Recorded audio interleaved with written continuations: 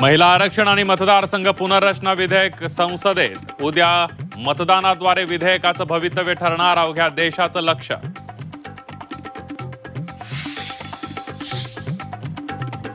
महिला आरक्षणाची सुरुवात काँग्रेसने केली. मोतीलाल नेहरूंनी महिलांना आरक्षण दिलं. महिला आरक्षणावरून काँग्रेसवर टीका करणाऱ्या मोदींना प्रियंका गांधींचं उत्तर.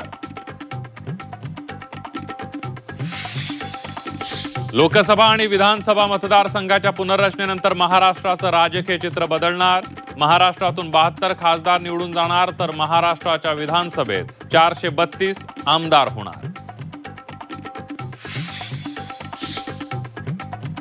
जातीनिहाय जनगणना करण्याचा निर्णय झालाय. जनगणना 2 टप्प्यांमध्ये होणार. केंद्रीय गृहमंत्री अमित शहांची संसदेत माहिती.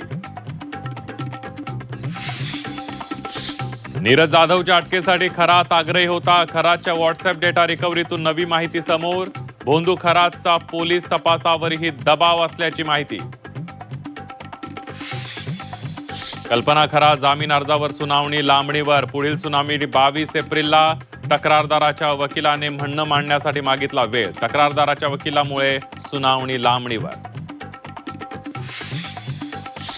लोकसभेत भोंदू अशोक खरातवरून अमोल कोल्हे आक्रमक. लैंगिक अत्याचार प्रकरणातील व्हिडिओ सोशल मीडियावर व्हायरल झाले.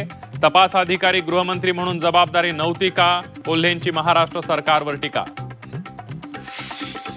नाशकातील आयटी कंपनी अत्याचार प्रकरणी आरोपींना 3 दिवसांची पोलीस कोठडी. 18 एप्रिल पर्यंत आरोपी शफी शेख आणि रझा मेननचा मुक्काम कोठडीत.